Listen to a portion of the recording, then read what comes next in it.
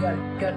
Ask a parent and they might say, my relationships with my children are absolutely the most important thing in my life, even more important than my relationship with my partner.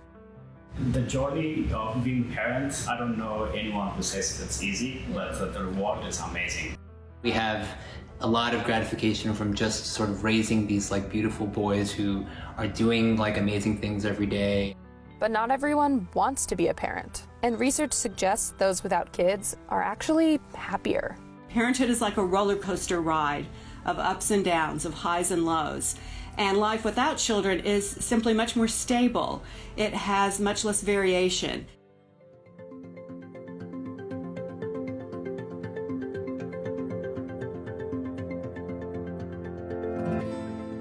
Meet Amy Blackstone, author of Child Free by Choice. She herself has chosen to be child-free. She's also been conducting research on the subject for the last 12 years. By my mid-30s, I had 3 friends share with me that they were pregnant themselves. I started to really worry that something was wrong with me. What I was relieved to discover is that there is no scientific evidence that there's a thing called a maternal instinct that drives women to become mothers. There are legitimate reasons why being a parent could make you less happy. First, there's money.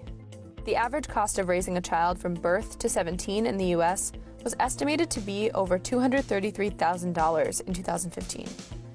That doesn't include things like a college education. We have made parenthood so stressful here in the United States. Meet Jennifer Glass, a demographer and mother of 2 studying the relationship between parenthood and well-being around the world. Generally, having kids does not make you happier. There's a happiness bump right after a healthy baby is born, and that tends to dissipate over the course of a year. And after that time point, what we see is gradually diverging happiness between parents and non-parents in the United States.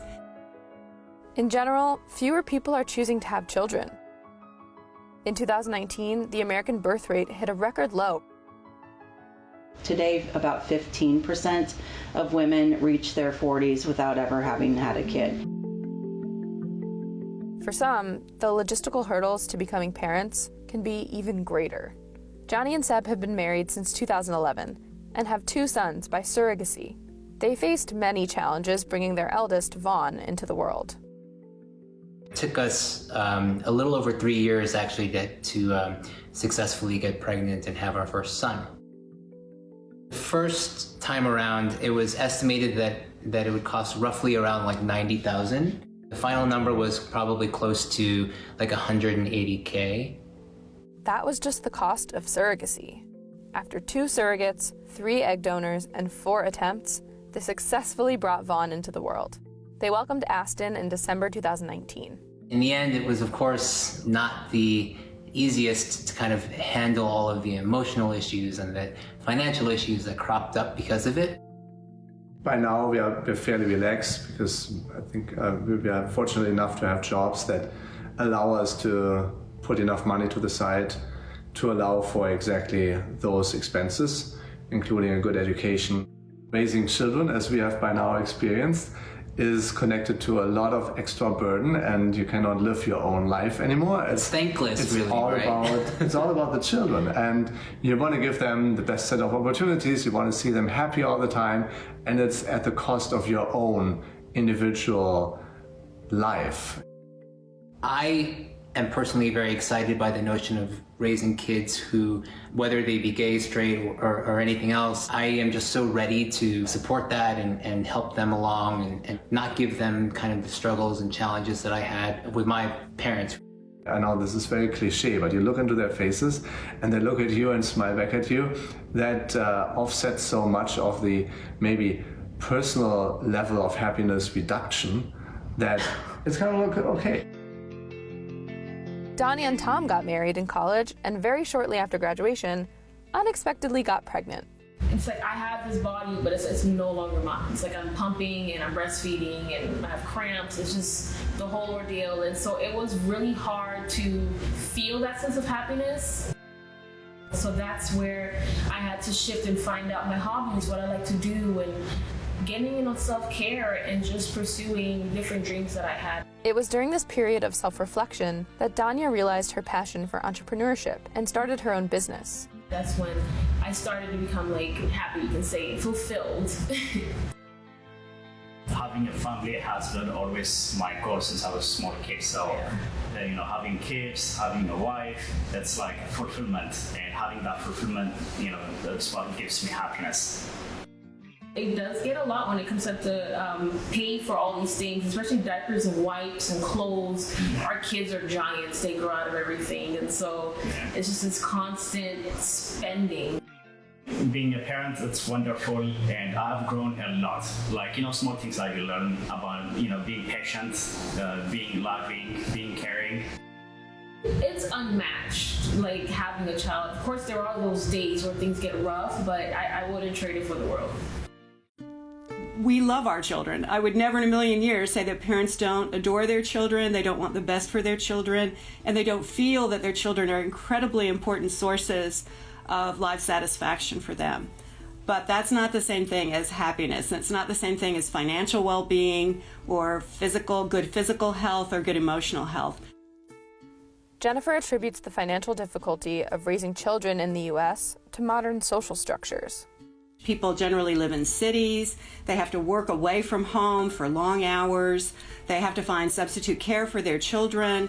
Partnerships are less stable. And wages for many, many people have been stagnant or falling. While the costs of preparing children for the future labor market have escalated dramatically. Jennifer says Americans frequently mention this notion that, quote, if you can't afford kids, you shouldn't have them. It ignores the fact that our labor force does not provide jobs that pay enough for people between the ages of 18 to 40 to have kids. On top of that, there's the gender wage gap. Women may lose over $400,000 over a 40-year career compared to their male counterparts, and minority women stand to lose more than double that. Parents in the U.S.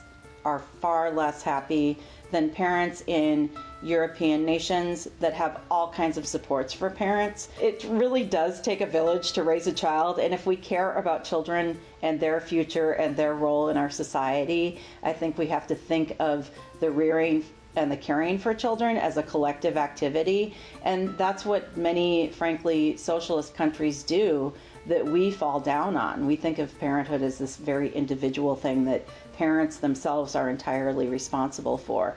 And the research shows that that contributes to a lack of happiness for them. With the financial and emotional challenges American parents face, it's understandable why some folks are child-free by choice. Do I ever feel like I'm missing out by not having kids? The short answer to that question is no, but I do recognize that there are some things that I am missing out on. And the same is true in that I didn't choose a career as an astronaut. Parenthood is like a roller coaster ride of ups and downs, of highs and lows. And life without children is simply much more stable. It has much less variation. You know, I got to get up late because I don't have anyone I have to take care of in the morning, and I'm going to eat when I'm hungry as opposed to eating on a schedule with someone else in my house. There are all those little small things that I think contribute to our daily sense of satisfaction and happiness that make a difference. Since child rearing is so pricey in the U.S., you might think that a child-free couple has heaps of savings. If you look at how we spend our money, we donate more money to causes that matter to us than parents do. So it's not that we're only spending our money on ourselves. And because we're not spending our money rearing kids, many of us are able to sock away money for retirement in a way that parents may not be able to do. I know that's definitely true for me and my husband. That's a huge priority for us. My financial well-being would be better off if I had not had children. And that's true of all child-free people in the United States. They are financially better off. The question of happiness in parenthood really comes down to a question of autonomy and choice. When people are given the autonomy and the choice to make the choice that's right for them, and when they're supported in that choice, that they are fulfilled and happy.